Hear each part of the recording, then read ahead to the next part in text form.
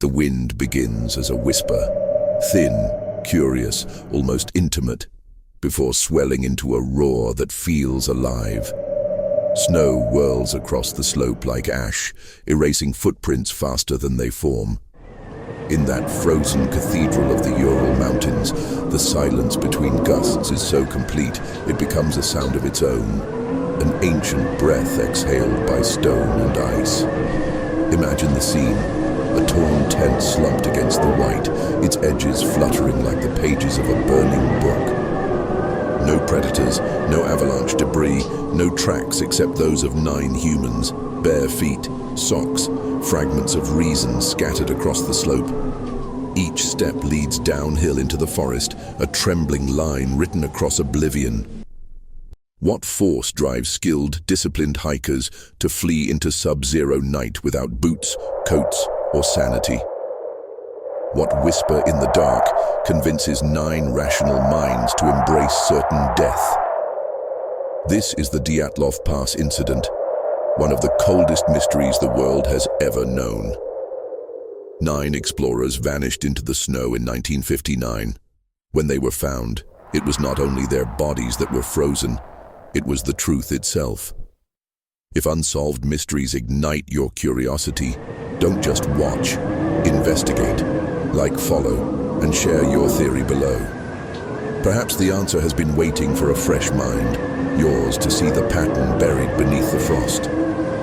We meet them before the tragedy, captured forever in black and white film. 9 young faces glowing with energy, unbroken by fear or doubt. They were students and engineers from the Ural Polytechnic Institute, veterans of winter expeditions, bound by adventure and friendship. Igor Dyatlov, their leader, meticulous and calm, charted every route. Zina Kolmogorova wrote with warmth and humor in her diary. Lyudmila Dubinina, tough and spirited, chronicled their songs and laughter. Semyon Zolotaryov, the oldest, carried the quiet confidence of experience.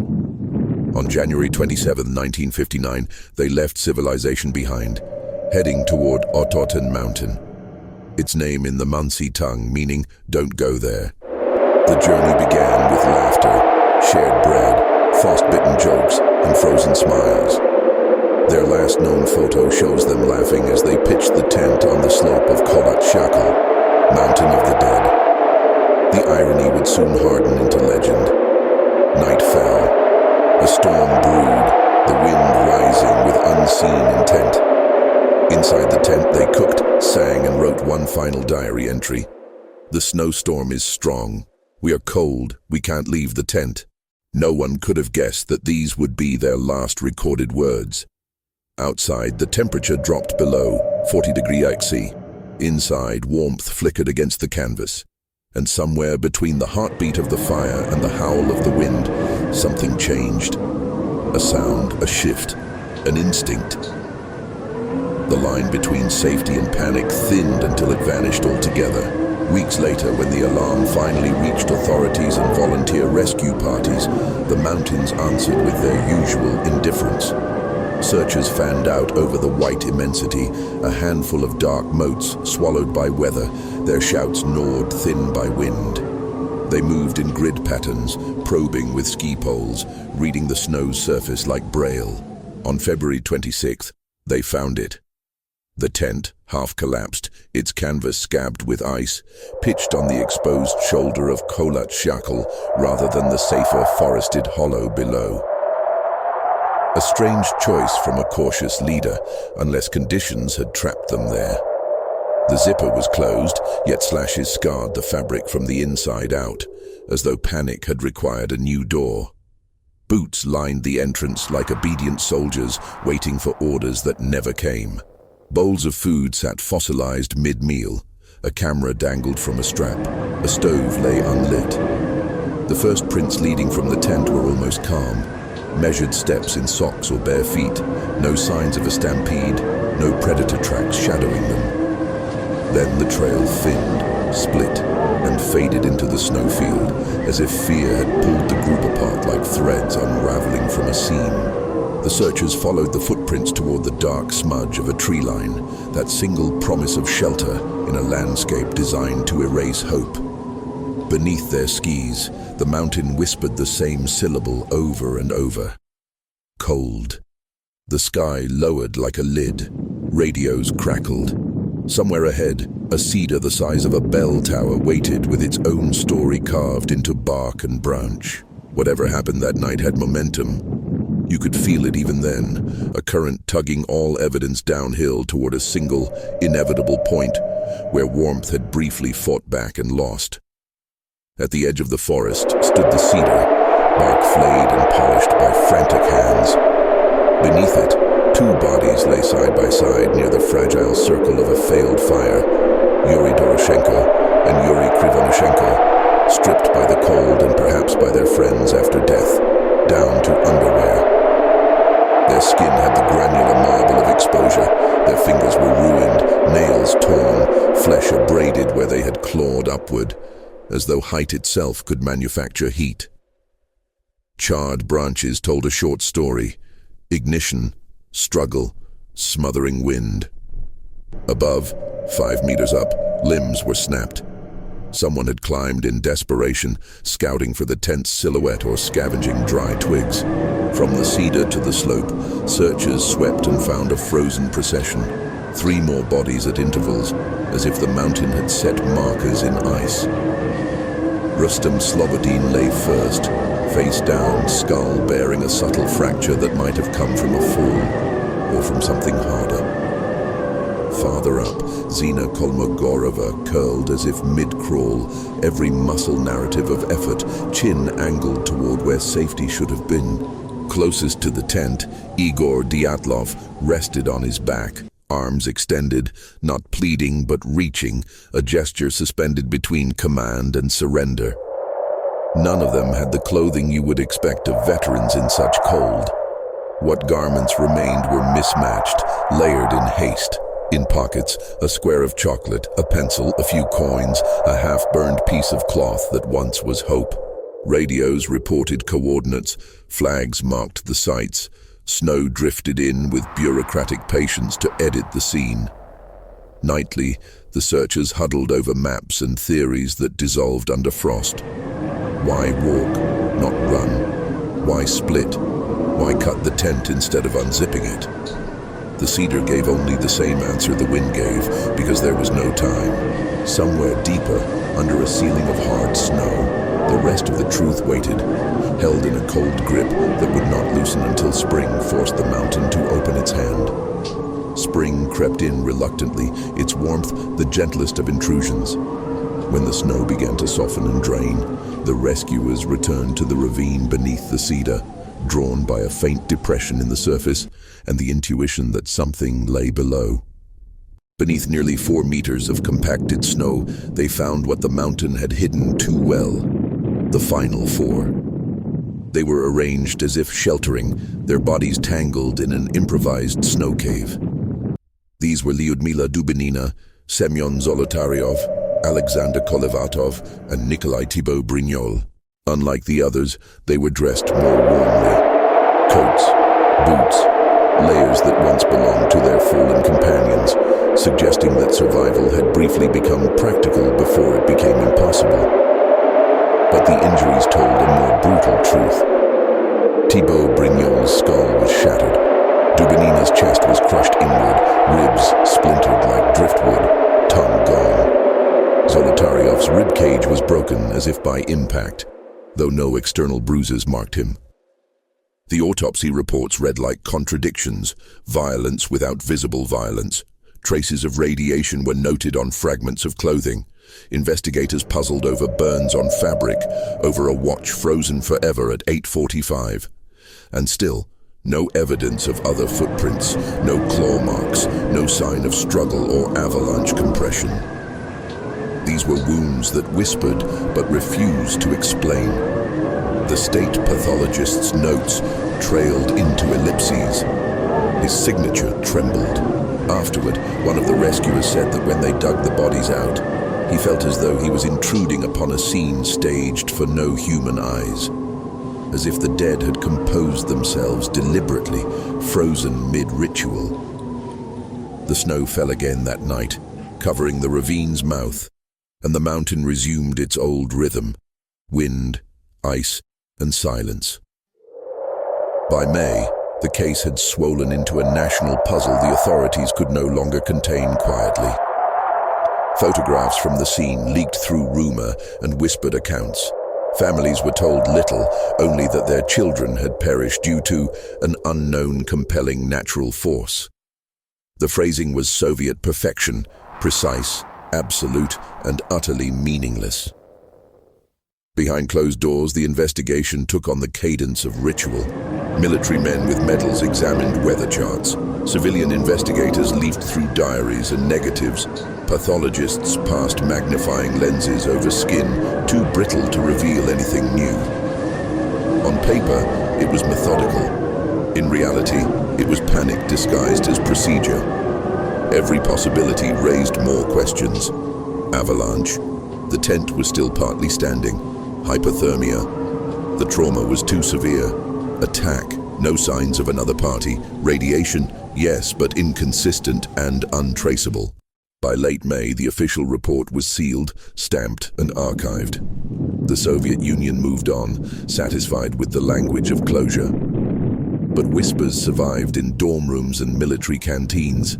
Talk of secret tests, of parachute mines, of glowing spheres witnessed by locals the same night. Some spoke of an explosion high in the air. Not thunder, but the pressure of something immense and artificial. Others muttered about the Mansi people, the indigenous reindeer herders whose sacred mountains had been trespassed. Yet none of those who knew the terrain believed the Mansi had any part in it. They were, if anything, the first to name the place Kholat Syakhl, the mountain of the dead. For them, it had always been a boundary between worlds, a warning etched in language itself. The young hikers, with their science and optimism, had crossed that linguistic threshold, unaware that some borders exist precisely to be unbroken. The file was closed. The mystery was not. In the absence of truth, theories began to breed like spores. Some were rational, built on the mechanics of snow and wind. Others belonged to the night itself. The avalanche theory came first, neat, comprehensible, almost comforting in its logic. A slab of snow slides, crushes the tent, drives panic, flight, exposure. But the evidence resisted. The slope's angle was too gentle, the tent too intact, the prints too calm. So another idea surfaced, a katabatic wind, a phenomenon of descending air currents that roar suddenly down slopes with hurricane force. Such winds could mimic the sound of an oncoming avalanche, could bend tent poles and drive terror into the most disciplined mind. Perhaps they fled, believing the mountain itself was collapsing. Yet this too faltered under scrutiny. No trees snapped, no debris carried downhill. Then came the whisper of weapons, the most Soviet of possibilities. Military tests, secret explosions, perhaps even infrasonic experiments gone wrong. People remembered the strange light seen in the sky that same week. Luminous orbs, amber and silent, moving with intention. Some claimed they were missiles, others fireballs, plasma, or something stranger. The presence of minor radiation on some clothes, the classified nature of the files, the reluctance of officials to speak, all of it fed the hunger for conspiracy. And when a story refuses explanation, imagination becomes its architect. By the early 1960s, Dyatlov Pass was no longer a location. It was an echo chamber of what-ifs. Each new investigator heard a different sound in that echo: wind, explosion, prayer, or scream. Then the fringe theories took hold, nourished by the secrecy of the time. Some said the hikers had stumbled into a test site for parachute mines, their internal injuries caused by shockwaves rather than blunt force. The absence of external wounds supported the idea, as did rumors of burn marks on the trees near the tent, scorched bark that had no business being there. Others claimed a secret weapon, infrasonic generators capable of inducing panic through low-frequency vibration, had been deployed, perhaps by accident. The infrasound theory held that certain wind patterns could create tones within human hearing range that trigger irrational terror. According to this, the group fled under the compulsion of their own bodies betraying them, driven mad by resonance. And yet, how do you prove fear left in snow? Then came the truly mythic. The snowmen, or Mansi spirits blamed in Soviet whispers, or the accounts of giant footprints spotted near the ravine. Western journalists later dubbed it the Yeti theory because nothing tempts the mind like monsters where reason ends. In the 1970s, as UFO hysteria flourished worldwide, Dyatlov Pass found itself rewritten again. This time as an alien encounter, the glowing orbs now craft, the radiation now residue, the wounds now evidence of technology far beyond comprehension. The case had become a canvas for every generation's favorite nightmare. Yet behind all the speculation, the photographs of the hikers, those candid, smiling faces, remained painfully human. They were not symbols or subjects in a cosmic story. They were 9 people caught between weather, physics, and the infinite imagination of those who came after. And still, across decades, the same unsatisfied question whispered through every version. If it wasn't panic, weapon, or myth, then what was it? When the Soviet Union dissolved, the Dyatlov Pass case, like many buried truths, began to thaw. In the early 1990s, surviving relatives, journalists, and amateur sleuths demanded access to the sealed archives. What they found was both revelation and void. Some documents were missing, others redacted beyond meaning, yet the recovered photographs, autopsy notes, and personal items told fragments of the story that no report could suppress. The diaries were almost painfully ordinary. Entries about blisters, frostbite, jokes, and a communal love of radio songs. The very banality of the final entries made the abrupt end more horrifying. Television programs resurrected the mystery, magazines printed sensational spreads, and a new generation of Russians, no longer under the Soviet hush, began to question everything. One of the rescuers, interviewed decades later, confessed that the scene had felt staged. Not in the sense of deception, but of symbolism, as though the dead had been arranged by forces indifferent to human comprehension. The public devoured such statements. Forensic experts, now working with modern technology, tried to re-examine samples, but much evidence had degraded or vanished. Even so, interest multiplied. The Dyatlov Pass incident evolved from tragedy to obsession, its imagery woven into post-Soviet identity, a symbol of how even science could be silenced by politics and snow. Across the Ural region, tourists began to hike the same path, some out of reverence, others chasing communion with the inexplicable. They reported strange feelings near the site, sudden pressure in the chest, vertigo, whispers carried on the wind. Whether psychosomatic or spectral, the mountain was not done speaking. By the turn of the millennium, the Dyatlov story had gone global. Western documentaries recounted it with cinematic dread. Researchers from Britain, America, and Japan joined Russian historians in combing through photographs frame by frame. Internet forums became archives of obsession, each user convinced they had cracked the code. One poster traced wind shear patterns from declassified meteorological data. Another cross-referenced ballistic test sites. Others analyzed the grain of old negatives, convinced they saw glowing figures in the distance. Theories bred counter-theories until the case resembled a hall of mirrors. The phrase compelling natural force became shorthand online for anything science couldn't pin down. Yet for all the noise, a quiet current of respect persisted, not for the mystery, but for the dead. In Yekaterinburg, relatives established a small museum, displaying the hikers' recovered belongings, a camera, a spoon, a torn boot lining. Visitors often left silent, unsettled by how ordinary the objects were. No supernatural aura, no grand conspiracy visible, just the simple intimacy of lost lives. Meanwhile, climatologists and avalanche experts revisited the terrain. They noticed the subtle curvature of the slope, the accumulation of wind-blown snow that could, under exact conditions, create delayed slab avalanches, small, sudden, deadly. It was a modest theory, lacking glamour, but grounded in the merciless logic of physics. For a moment, rationality seemed poised to reclaim the story. Yet when the new millennium's first winter came and photos of the tent site under moonlight resurfaced online, the comments filled with the same refrain. They were too experienced. They would never camp there. They would never run. And so, the mountain remained both crime scene and shrine. Untouched proof that not every question was built to be answered. In 2019, the Russian Prosecutor General's office made a surprising announcement. The Dyatlov Pass case would be officially reopened. 60 years had passed, and the world's curiosity had only grown sharper. Teams of forensic scientists, geologists, and avalanche experts were dispatched to re-examine the terrain.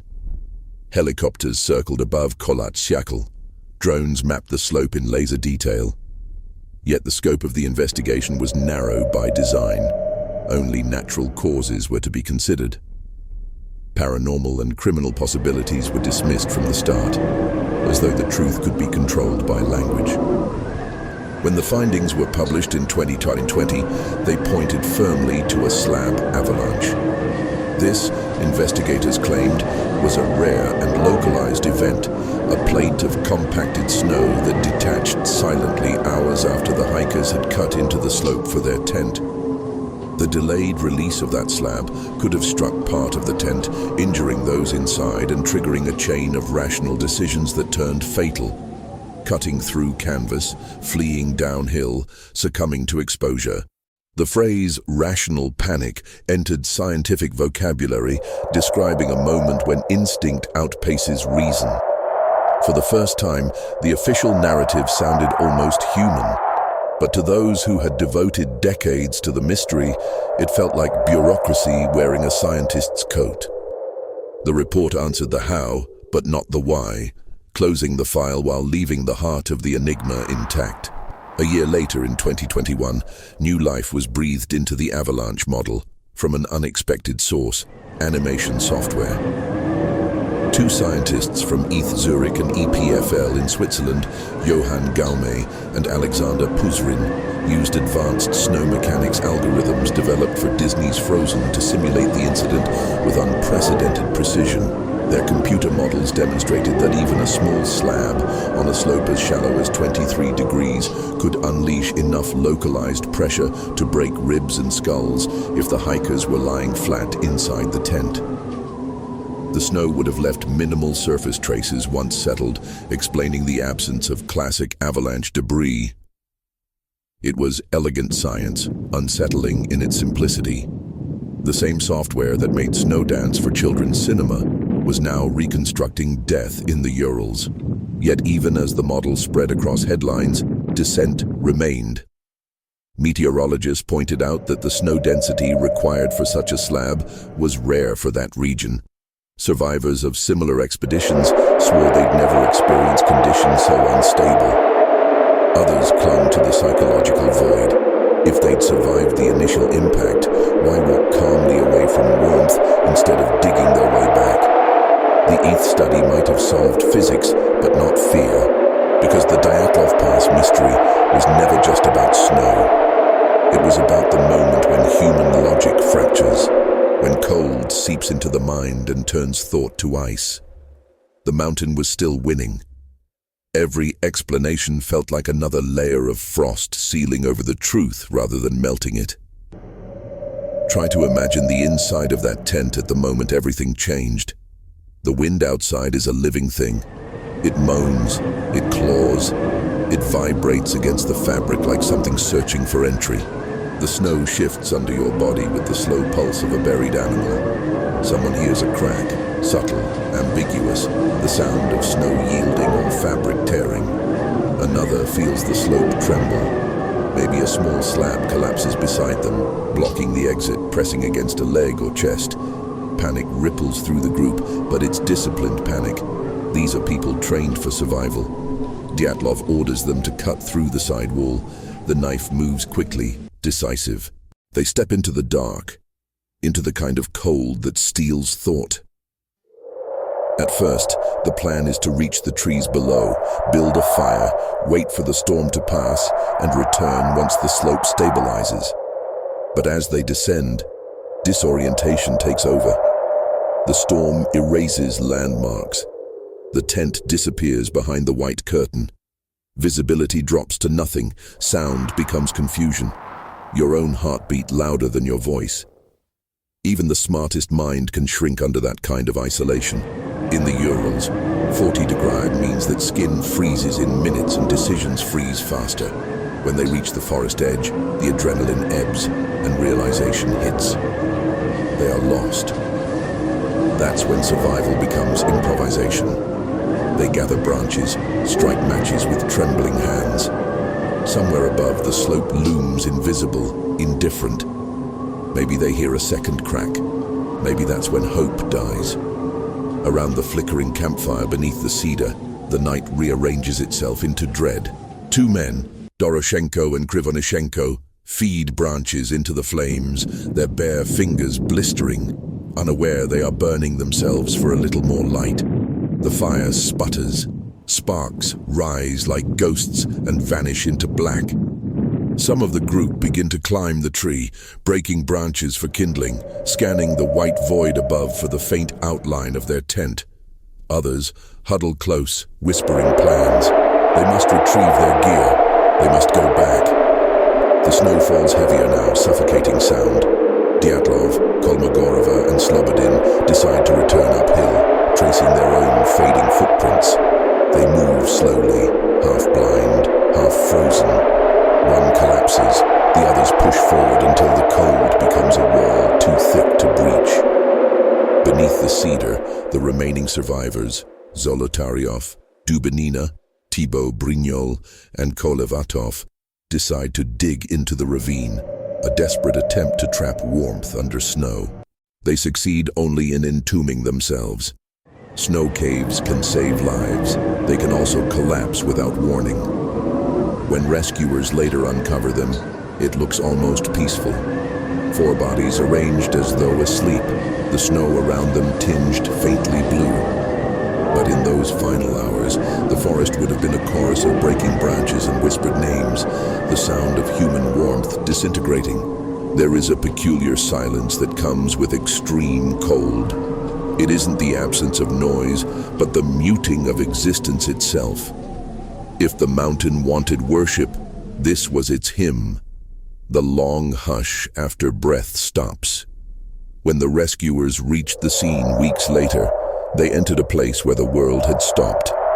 Every movement was muffled, even their voices felt wrong, as though swallowed before reaching their ears. They dug through the crusted snow with numb hands, expecting to find bodies curled in defeat. Instead, they found fragments of struggle, order twisted into chaos. The tent, despite its wounds, still held their diaries and cameras. One roll of film, miraculously preserved, captured blurred laughter just days before death. Another showed frostbitten smiles in the slope's unforgiving angle. Those photos were passed hand to hand, growing heavier with each retelling, as if carrying the emotional weight of a secret the dead had almost managed to record. The searchers were seasoned outdoorsmen, but what they saw defied experience. The footprints were too deliberate, the distance between steps too even for blind panic. Someone, perhaps Igor himself, had tried to lead them downhill in formation. It was as if reason had accompanied them right up to the point of extinction. One volunteer later said he felt as though the mountain were hiding the truth under a layer of soundless judgment. That phrase clung to him for decades. long after the official silence returned. In photos taken that day, the cedar tree looms in the background like an indifferent witness, its branches skeletal against a paper-white sky. If the mountain could speak, it might have said, "You came seeking challenge. I gave you understanding instead. That courage means nothing here." After the autopsies, the bodies were laid in simple coffins, paraded briefly through Sverdlovsk under gray skies before being buried in a line. The families were forbidden from asking questions, forbidden even from touching the personal effects that had been recovered. Only vague explanations were offered. Exposure, hypothermia, accident. Mothers who had sent their children to study engineering now stared at sealed caskets and a phrase that explained nothing. Rumors filled the vacuum where truth should have been.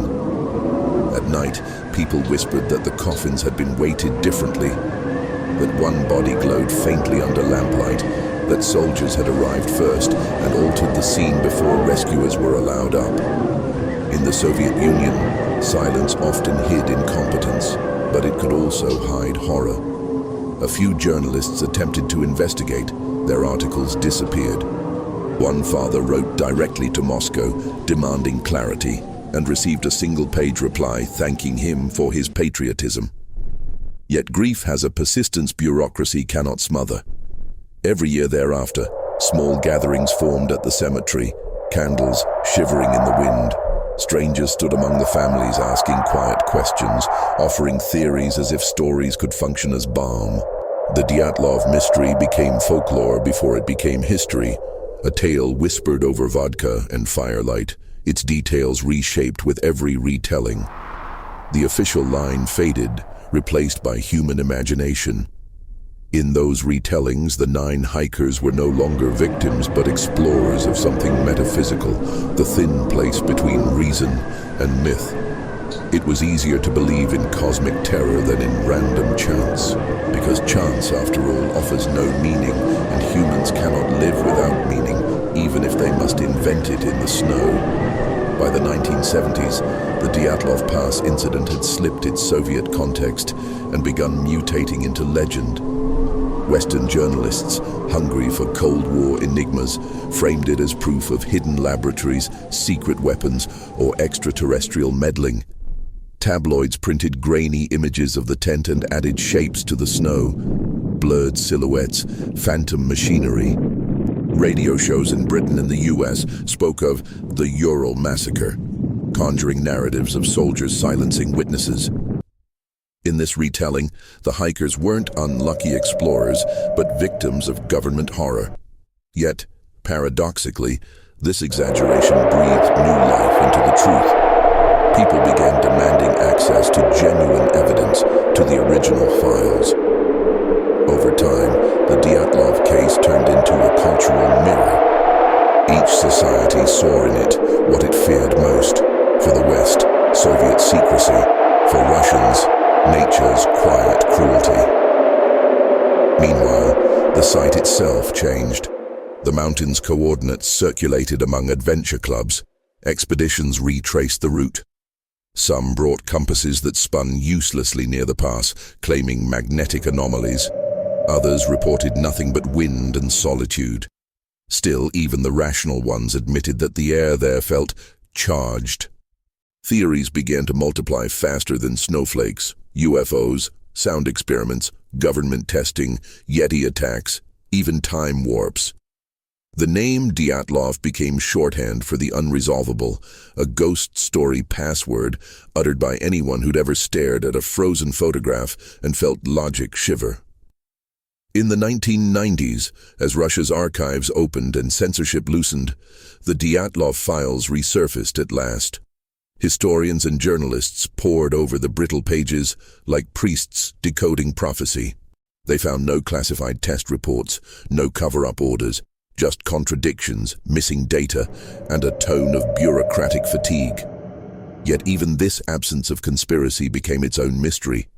If nothing had been hidden, why had it been hidden so well? The story's endurance no longer depended on evidence but on atmosphere. Filmmakers arrived with cameras weaving snow and silence into narrative. Books proliferated, each author confident they had unlocked the last clue. Some emphasized science, others mysticism. All were devoured by readers craving the uncanny. Online, the story thrived. Forums brimming with pixelated photos of the tent, coordinates mapped and remapped by armchair sleuths. Foreign investigators traveled to Sverdlovsk, tracing the hikers' route as though walking through sacred geometry. Meanwhile, locals adapted the tale into folklore. The spirits of the mountain avenging disturbance, the souls of the hikers appearing as ghostly lights to warn future travelers. The boundary between report and ritual blurred until the Dyatlov Pass became less a mystery than a living myth, one that evolved with every retelling.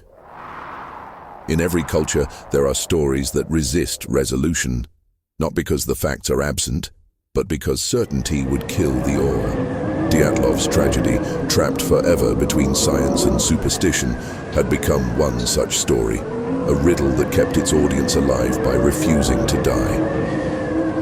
Why does Dyatlov refuse to fade?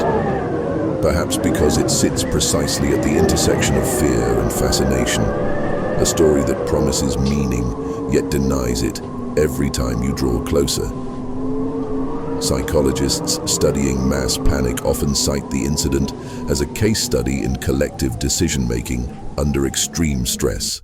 They talk about hypothermic delirium, paradoxical undressing, and terminal burrowing.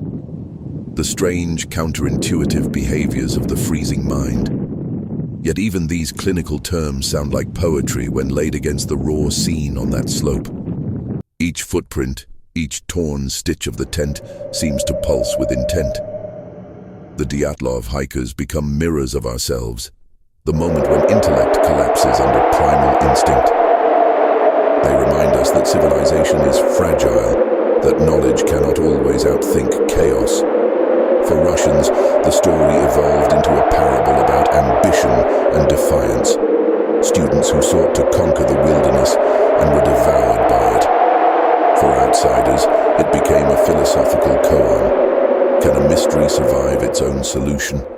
The Avalanche theory, after all, should have ended the conversation, but it didn't.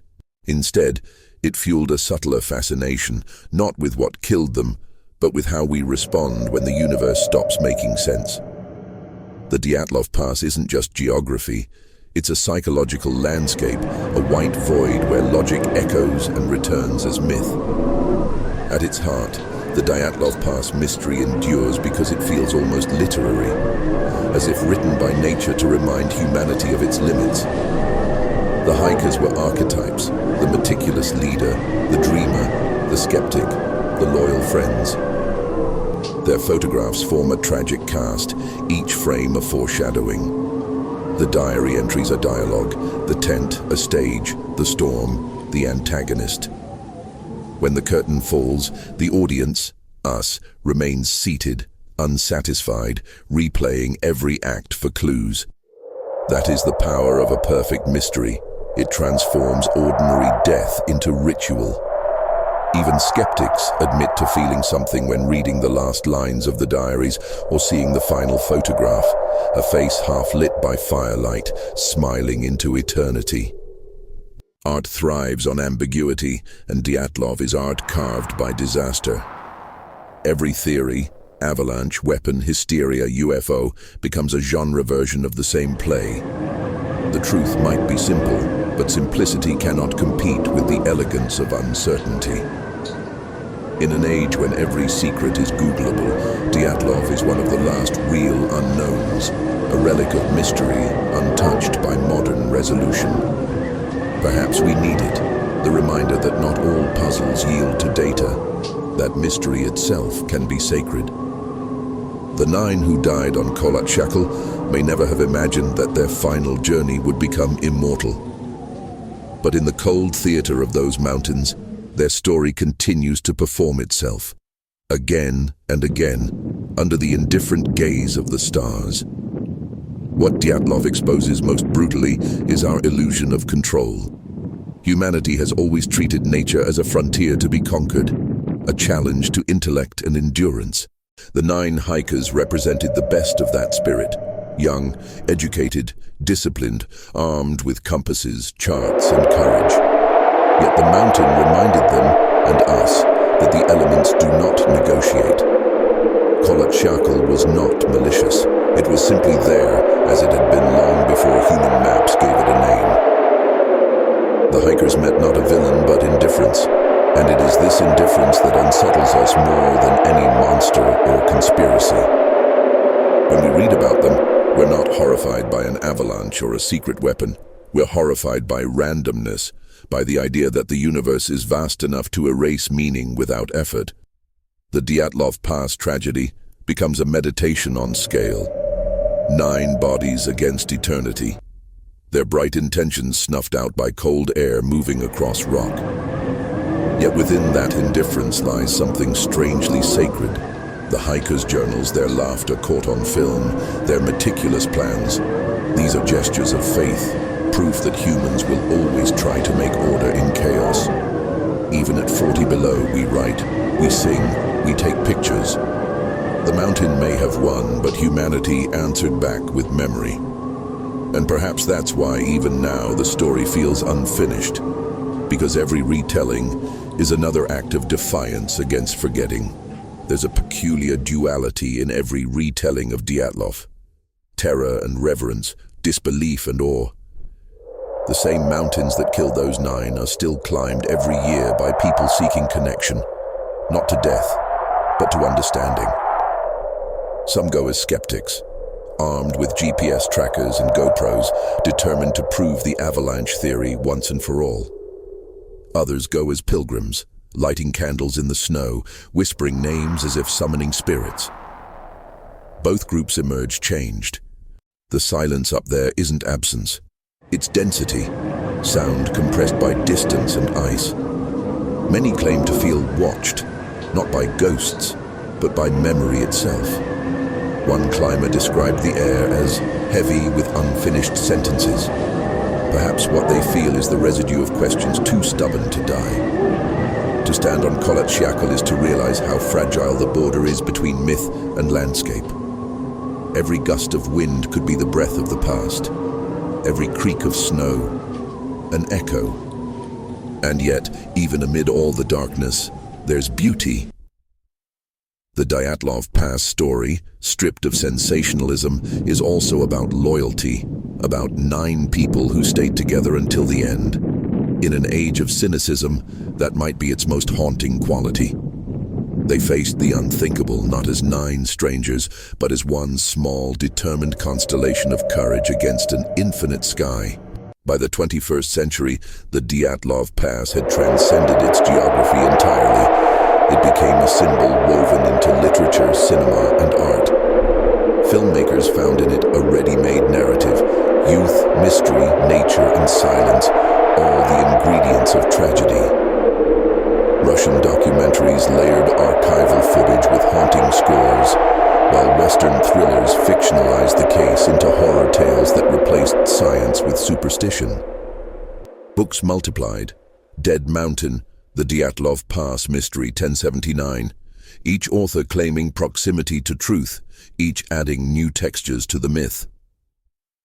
In Yekaterinburg, a museum dedicated to the hikers opened, displaying artifacts behind glass like relics, a torn mitten, a dented flask, a compass needle still magnetized toward the north. School children came on field trips, hushed, staring at faces their grandparents once knew. The pass itself drew tourists from around the world, guided by locals who knew how to read the terrain's moods. They took photographs at the reconstructed tent site, left offerings of coins or chocolate, sometimes just stood in the wind and listened. Even the Russian government, uneasy about the growing pilgrimage, eventually recognized the cultural weight of the story. The Dyatlov Pass, once a classified embarrassment, had become part of national folklore, a place where skepticism and superstition coexist peacefully beneath the same gray sky. Popular culture amplified the legend, but also softened its horror. Songs, podcasts, and short films turned the hikers into archetypes of lost innocence. Idealists, undone by the raw power of the world they sought to understand. Each generation remade them in its own image. To some, they were victims of Soviet hubris. To others, heroes of adventure. To still others, explorers on the threshold of the unknown. The more their story was told, the more it became collective memory rather than forensic puzzle. In forums and documentaries, people debated theories not to solve them, but to keep the narrative alive. The Dyatlov Pass offered something few modern stories can: the freedom to wonder without closure. In an era obsessed with explanation, this mystery remained stubbornly poetic. Even now, modern expeditions venture into the Urals each winter, armed with satellite phones and thermal suits, retracing the final path step by step. Some report eerie coincidences, weather shifting suddenly, compasses faltering, electronics freezing. One group claimed they heard a low pulsing hum in the air, the kind described by infrasound theorists decades ago. Whether scientific or supernatural, such experiences feed the myth's momentum. Dyatlov has become less about death and more about the persistence of questions. A living demonstration that mystery, when handled with reverence, can outlive every attempt at resolution. When people speak of Dyatlov now, they rarely mean the physical pass. They mean a concept. The space where explanation falters and awe begins. Over time, the mystery has come to embody the collective anxiety of the modern world, our hunger to explain, our terror of meaninglessness. The hiker's ordeal sits like a mirror in the snow, reflecting back every era's preoccupations. To Cold War minds, it symbolized the dangers of secrecy and state control. To postmodern thinkers, it became an allegory of chaos theory, how small disturbances can unleash irreversible events. Psychologists read it as an experiment in human behavior under stress. Philosophers as proof that nature's silence is not absence, but refusal. In classrooms, students debate whether the group's fate was a failure of decision-making or an unavoidable act of entropy. Yet beneath all the speculation lies something simpler and more intimate, the recognition that courage is often indistinguishable from naivety. The Dyatlov Nine walked into the wilderness believing skill and will were enough. Their confidence was not arrogance. It was faith in preparation, in reason, in each other. That faith met its boundary in a single night of noise and cold, and in losing became immortal. Their footprints frozen into the slope have outlasted every boot that followed. There's a kind of mercy in mysteries that remain unsolved. They remind us that the world still contains shadows too complex for human light. In the Dyatlov case, every piece of evidence, the cut tent, the measured steps, the broken ribs, the missing tongue, functions like a line of poetry, suggestive but incomplete. To force a single interpretation would be to erase its meaning. The hikers' deaths have become a meditation on uncertainty itself, the one landscape modernity cannot conquer. For decades, scientists have tried to replicate the conditions, simulate avalanches, measure wind resonance. Each experiment ends with data, but no catharsis. Perhaps that's because the answers we seek are emotional, not physical. The urge to know why they fled, what they feared, is the same urge that drives us to stare into firelight or up at stars, a hunger for coherence in a universe that offers none. Dyatlov Pass teaches that survival and understanding are not the same thing. The hikers did everything right, and still the mountain won. Yet their story also proves that mystery itself is a kind of endurance, a resistance against the flattening certainty of facts. In refusing to be solved, the Dyatlov Pass has achieved what no expedition could. It has survived time. At the summit of memory, where the snow never melts, the Dyatlov Pass lies like a page left open, the ink of its story still bleeding into new generations.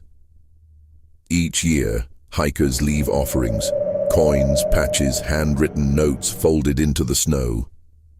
The wind takes them all.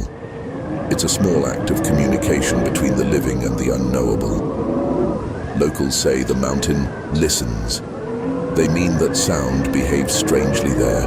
Voices travel sideways, footsteps echo without source. But perhaps they also mean something deeper, that human curiosity itself is an echo, forever calling into places that do not answer. When night descends, the peaks glow under a moon so white it hurts to look at. The stars seem close enough to reach, yet entirely beyond touch. That contradiction, proximity and distance, defines the Dyatlov mystery. It's why it endures. We stand so close to the facts we can almost touch them, and yet they recede the moment we do. The last photograph, recovered from a frozen camera, captures this feeling perfectly. A blur of light in the distance, possibly a flare, possibly the beginning of dawn. There's no way to tell. The film ends mid-frame, as though history itself ran out of exposure. The rest we supply ourselves, imagination bridging the gap where evidence ends. In that act, we join them, stepping into the same uncertainty that swallowed 9 lives and gave back a legend. At the cemetery in Yekaterinburg, 9 graves lie in a silent row, watched over by birch trees that shiver even when there is no wind. Visitors often remark that the site feels colder than the air around it, as if the mountain's breath lingers there. Flowers freeze fast, colors dulled into frost. Families still come, some every year, placing photographs of their own children beside the headstones. They do not speak of avalanches or conspiracies. They speak of kindness, intelligence, friendship, the ordinary qualities that made the extraordinary tragedy so cruel. Sometimes tourists stand among them, unsure whether to whisper condolences or questions. But the mothers, now old or gone, needed neither. They already understood what the world still debates, that the mountain did not murder anyone. It merely revealed the boundaries of human certainty. The Dyatlov hikers ventured out believing knowledge could master nature. What they found was a truth older than language, that understanding does not equal control, and some answers are too large for logic. As the seasons pass, the wind rearranges the snow across the graves, drawing new patterns, erasing footprints, starting again. It's the same endless ritual that took place on Kholat Syakhl that night, erasure as continuation. Every gust is both ending and renewal. Now imagine standing where it all began, on that windswept slope beneath a grey morning sky. The snow is silent, yet heavy with echoes. Somewhere beneath your feet lie the coordinates that align tragedy, mystery, and time. You close your eyes and try to hear them, 9 voices whispering through the static of history. Their laughter still exists on old film, but here it feels closer, more immediate, as if memory itself were thawing. You picture the tent, its fabric torn but still standing, the trail of footprints leading away like punctuation in an unfinished sentence. You follow them in your mind, down toward the cedar, past the fire's last ember, into the ravine where silence grew thick enough to touch. The wind rises, pressing cold against your throat. And for a second, you understand what it must have felt like. That immense, indifferent presence of the mountain, not hostile but absolute. You realize the Dyatlov Pass was never about how they died, but about how they lived. Together, organized, courageous, trusting one another even in panic. Their unity is what makes the story bearable. They didn't scatter in betrayal. They moved as one, as far as their strength allowed. There's dignity in that, and that dignity humbles even the most skeptical observer. When night returns, the mountain becomes again what it has always been, a mirror for fear and wonder. The snow gleams like uncut glass. The stars hum faintly overhead, indifferent to our stories. Somewhere below, a breeze slips through the empty tent and stirs the pages of an invisible diary. If you listen, it almost sounds like words forming, not of terror, but of persistence.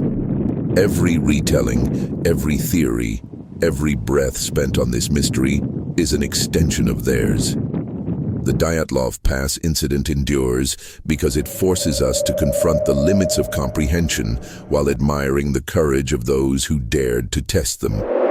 Science may eventually perfect its models, history may tidy its records, but the mountain will keep its silence. It doesn't need to speak, it already has, through frost and fracture, through the ache of curiosity it left behind. And perhaps that's the final lesson hidden in the snow. That mystery is not a failure of knowledge, but a form of reverence. To wonder is to keep the dead alive. To stop wondering would be to lose them completely. So, as the camera fades and the wind gathers one last time, we leave the past behind, unchanged and unknowable. The screen goes dark. Only the sound remains, that low, unending hum of the Urals, ancient, patient, and eternal.